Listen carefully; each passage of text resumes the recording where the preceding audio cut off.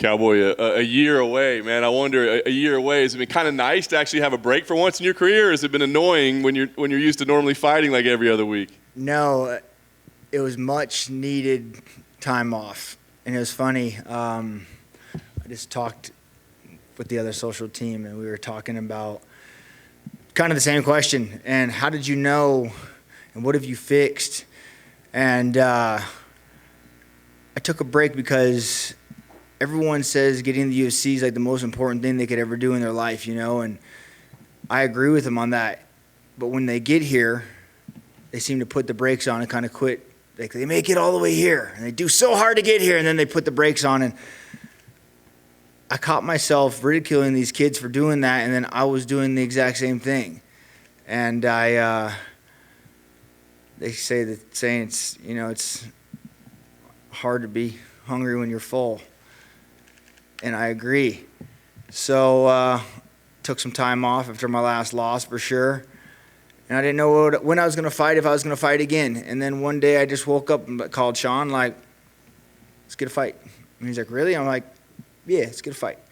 And moved camp to Vegas, parking lot pimping out in front of the UFC PI. And, man, it was cool. I don't know why every fighter doesn't move to Vegas.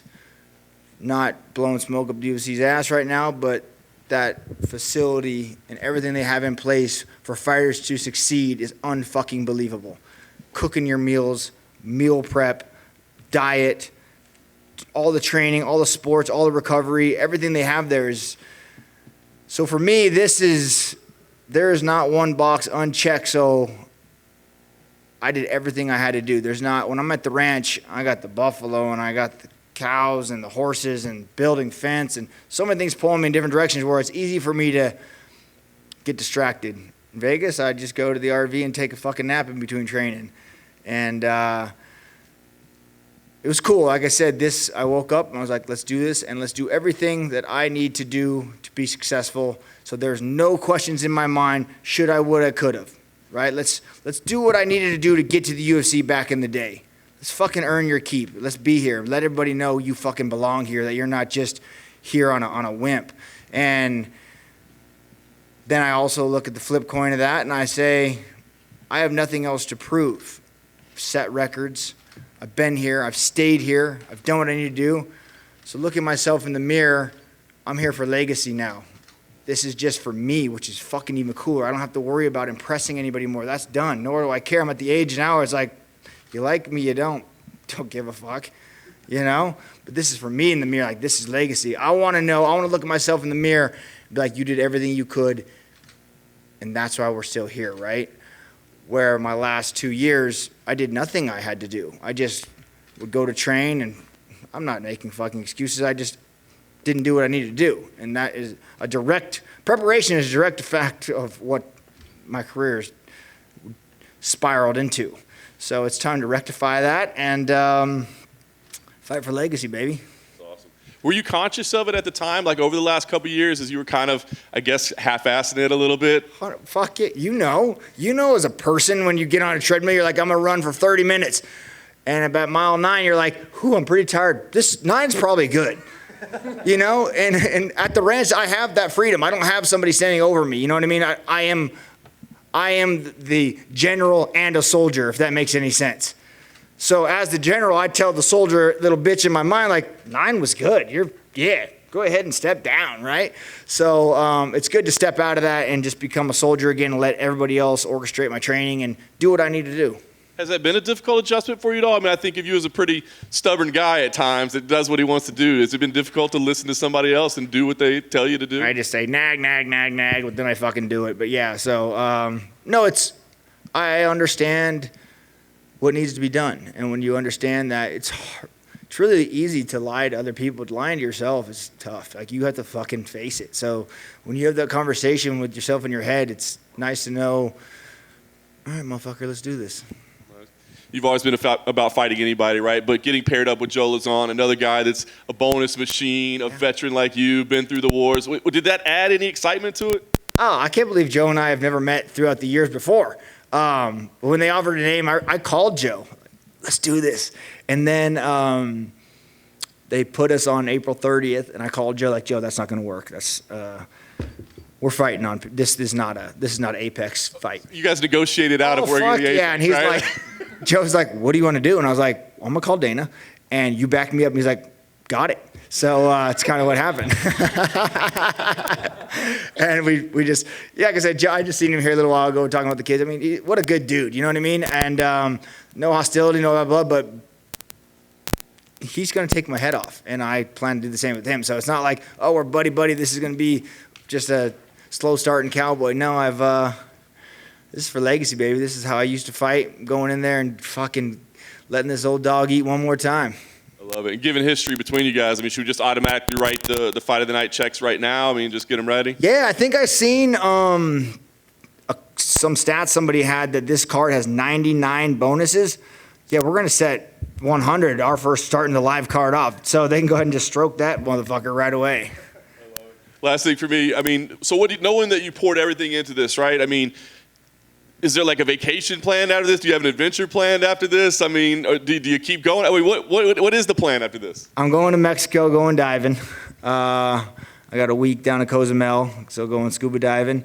And then I'm off to Thailand for a month and a half to film a movie. So, yeah, I'm excited. Changing paces, and, yeah. I guess one more thing. Have you asked for an RV hookup at the PI maybe? Could they? I know. I've talked to Dana about that. Like, listen, Dana. I think you could charge here. We could set up a thing, you know. And no, but they got me a hookup. I just don't have water. But I go inside. They got full amenities, so you're good to go. Cowboy, you said that when people get to the UFC, they put the brakes on a bit. Did you mean in terms of like learning new tricks of fighting, or do you just mean that hunger and like they sort of feel like they've made it just by getting there? I mean the hunger. I'm talking the young kids I see coming in. You know what I mean? UFC is a machine. And I talked about this, how I was just standing around, I think 2 fight cards ago, when all the guys were coming in, cutting weight and getting ready for a fight. And I was sitting there talking with the front desk ladies, and you hear everyone talking about pay. And you hear everyone talking about the money's not good and the money's not right. And it's like, listen, you just fought on a regional show for $2,000. Now the UFC's giving you whatever the 12 and 12 or whatever that is. So that's clearly more than you are now. And as the machine, they don't give a fuck about you and your fighting. But what they do give a fuck is you coming and being the person that they signed you for and making a name for yourself. And then the next contracts show that, right? And so what I mean by they do so hard and they work so hard and they put their whole life on hold and they get into UFC and then they get to UFC and they're like, I'm here. And they kind of just back off the training. They're no longer the killers and doing what they need to do to become the entertainers and the person that the UFC signed them to be. And I caught myself in that same spiral where I was like, I'm here. What do I, you know what I mean? So that's what I'm saying. The hunger of training when I don't want to train and pushing myself to the limits that I don't want to push because I have a job to do and I have a career to protect. And that's what I mean by they're not doing that, and neither was I. You mentioned talking to Joe about this is not an Apex fight. I mean, the last few ones have been no fans. You're something of a fan favorite. You're looking forward to getting back out there in front of a crowd? Oh, man. It's not me. It's my son. I can't...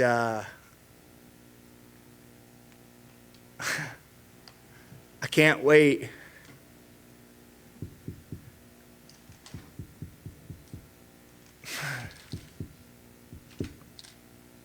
To walk out of that tunnel.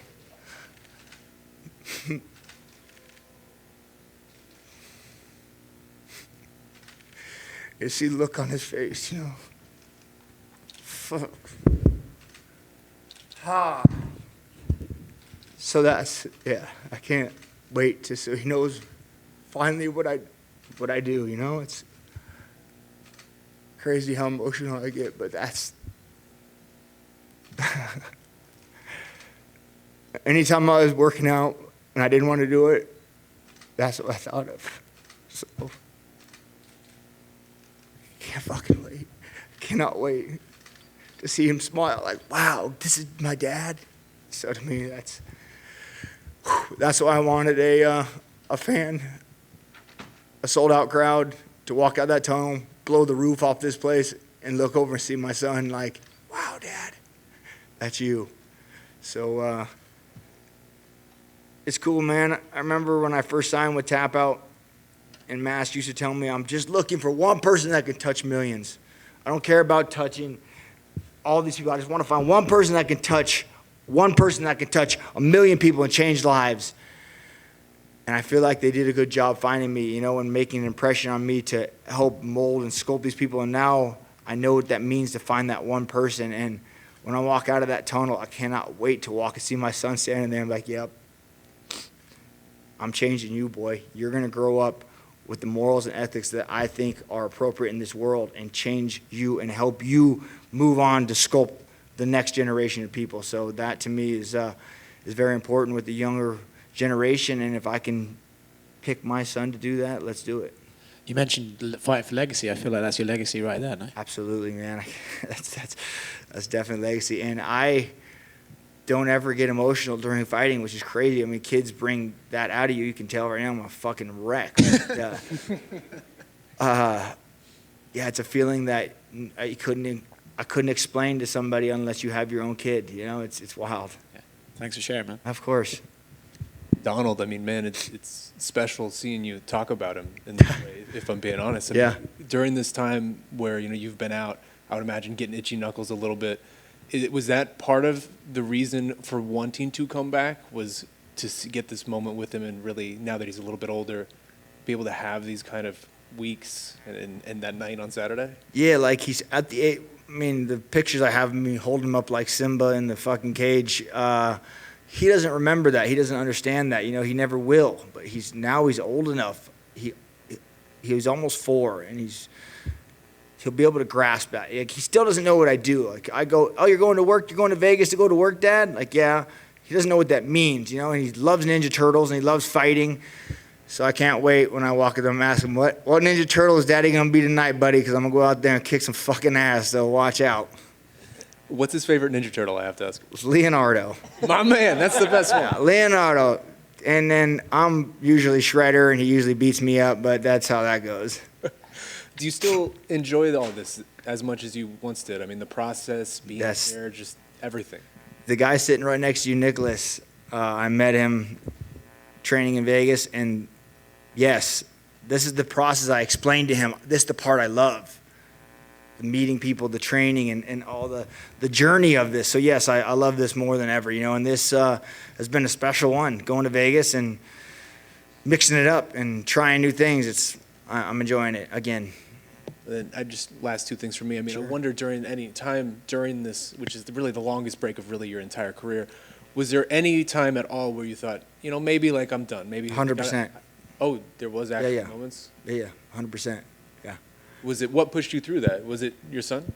No, I don't know. I just, like I said, there was a couple times where I was like, I'm just going to take a break until I want to come back. I feel it in me, or I won't, I don't care.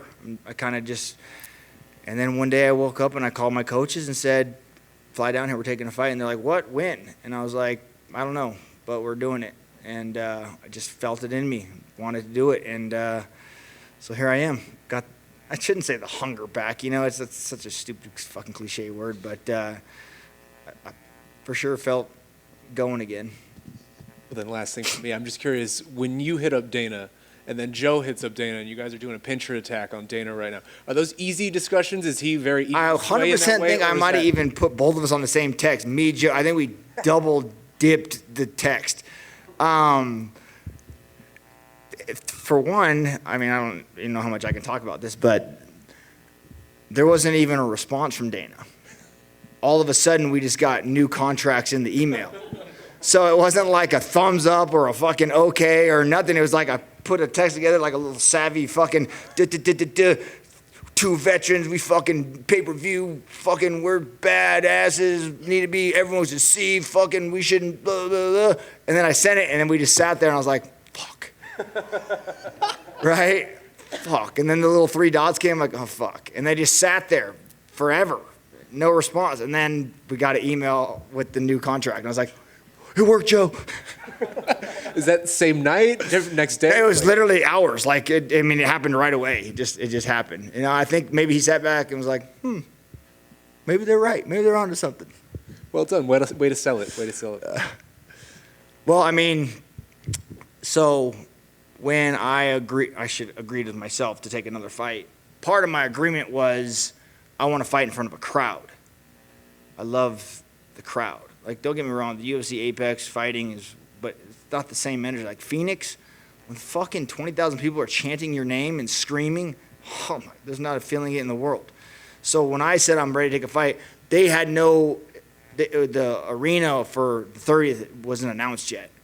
I don't think, because of all COVID, they didn't have it. So when I got the email for where it was, I was like, oh, no. This isn't going to work for me. And so in the message, it was just like, man, I think I earned this. I think I've sat up here long enough that I can fight in front. And it was no argument. They did it, it was great. It's good to have you back. Yeah, thank you.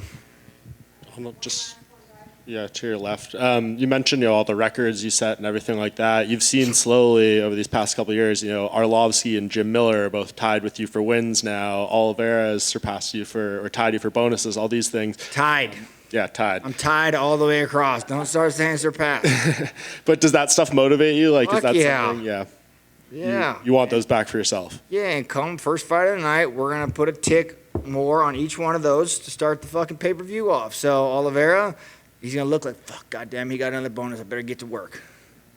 What do you think of these other lightweight fights on this card? Oh, it's a stacked card. I think I don't really watch that many UFC fights, but if I was going to pay for one and tune in, this would be a card I'd tune into, not just because I'm on it, but you just look at the lineup, it's like, oh my God, even the undercard's crazy. So it's a stacked. I have a feeling they're going to give a lot more bonuses than just what they say. Let's hope so. Start the petition now. Let's get the momentum. Yeah. It's not like it used to be when we used to get $100,000 bonuses.